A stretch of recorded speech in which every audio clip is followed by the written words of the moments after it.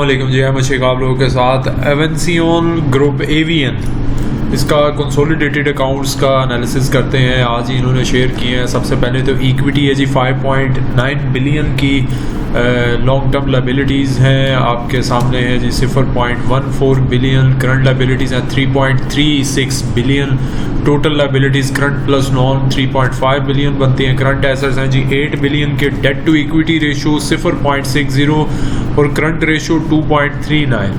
दोनों रेशोज़ बहुत ज़बरदस्त हैं। फंडामेंटली ये कंपनी बहुत अच्छी और साउंड कंपनी कंसीडर की जा सकती है आईटी कंपनी के एतबार से भी। लेकिन इनका सिर्फ एक ही मेन है जी प्रॉब्लम कि जो इनकी होती है, क्या उसको कहते हैं, फिक्स्ड एसेट्स, वो ना होने के बराबर है और वो नेटसोल कंपनी और जो सिस्टम्स लिमिटेड हैं उनके बहुत ज़बरदस्त है। तो इस हिसाब से हम कह सकते हैं, क्योंकि फंडामेंटली कंपनी का स्ट्रॉन्ग होना अलग चीज़ है, इसके अलावा भी आपकी कंपनी के पास फिक्स्ड एसेट्स भी एक अच्छी क्वांटिटी में होने चाहिए, building, land, other fixed assets.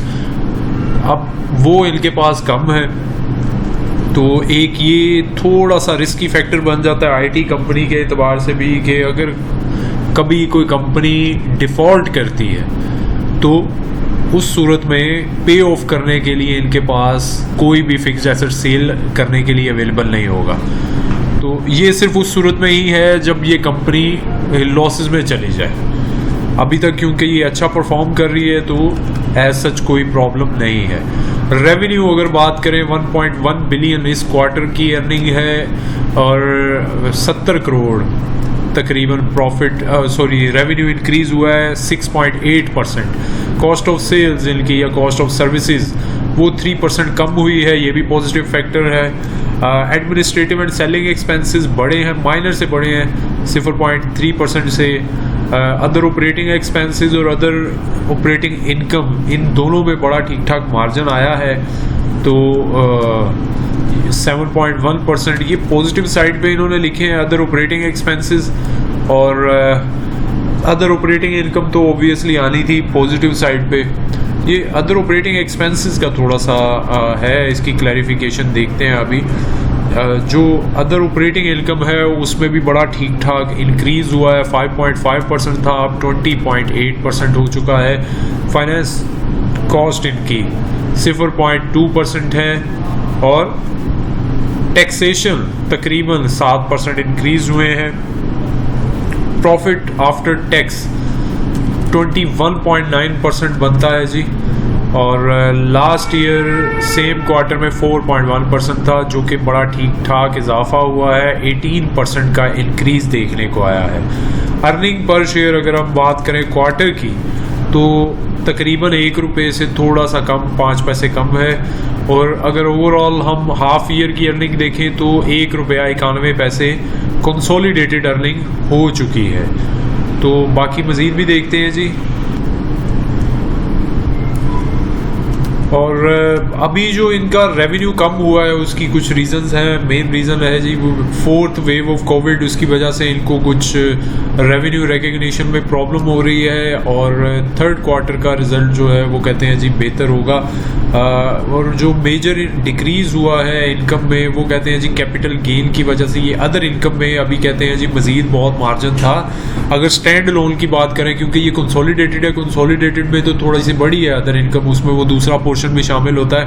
Other group के जो रेवेन्यू होते हैं वो भी इसमें आ जाते हैं। लेकिन जो इनकी स्टैंड लोन एवीएन की अर्निंग कम हुई है उसमें डॉलर का रेट 158 रुपये हो चुका था। मतलब 3rd क्वार्टर से वो कहते हैं एक्सपेक्टेड तो यही है कि डॉलर का रेट फिर इंक्रीज़ होगा।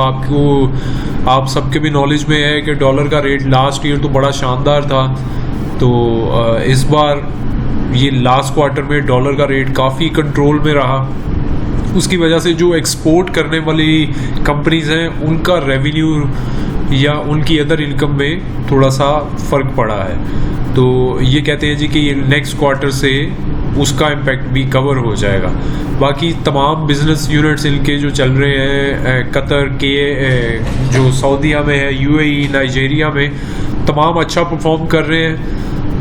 लेकिन वो कहते हैं जी सिर्फ पाकिस्तान का जो बिल्डिंग ऑटोमेशन सेगमेंट है उसमें रेवेन्यू रिकग्निशन में थोड़ी सी डिले हो रहा है। तो इट मीन्स कि नेक्स्ट क्वार्टर में वो भी प्रॉब्लम इनका रिजॉल्व होता नज़र आता है। तो अभी के एतबार से अगर देखें तो 2 रुपये की अर्निंग हो चुकी है, मतलब टोटल 4 से 5 रुपये एग्रीगेट हम एक्सपेक्ट कर सकते हैं कि ईयर की, पूरे साल की 5 रुपये तक हो सकती है। लेकिन कंपनी का मानना है कि जब डॉलर रेट भी बूस्ट होगा प्लस बाकी बिजनेस ऑपरेशंस भी प्रॉपरली चल रहे होंगे तो ये अर्निंग मज़ीद 2 रुपये बढ़ेगी, मतलब कि 3 रुपये हो जाएगी अगले क्वार्टर से। तो 3 के एतबार से अगर हम देखें तो 6-7 रुपये 8 रुपये अर्निंग ओवरऑल पूरे साल की एक्सपेक्ट की जा सकती है।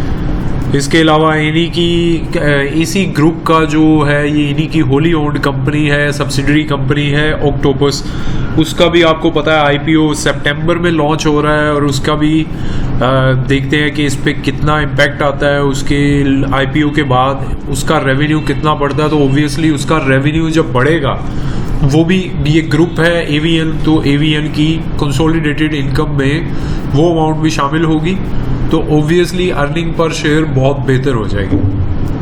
तो लॉन्ग टर्म के एतबार से ये कंपनी ठीक है, शॉर्ट टर्म में ये करेक्शन इसकी ड्यू है। अब देखते हैं कि कहाँ पे आके रुकता है, लेकिन मेरे ख्याल में इसका अच्छा बाइंग एरिया बनेगा 105-110 रुपये के दरमियान कहीं जाके। अब वो डिपेंड करता है सिचुएशन पे, करेक्शन पे, मार्केट पे, इसके वॉल्यूम पे, तो वो मतलब टेक्निकल्स उस वक्त देखेंगे।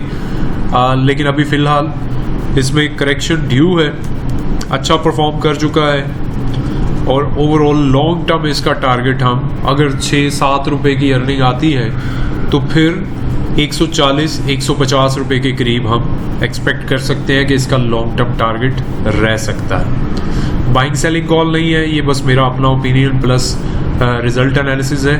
अपने हिसाब से एंट्री एग्जिट प्लान कीजिए और उसी के हिसाब से अपनी ट्रेड लीजिए। अल्लाह हाफिज़।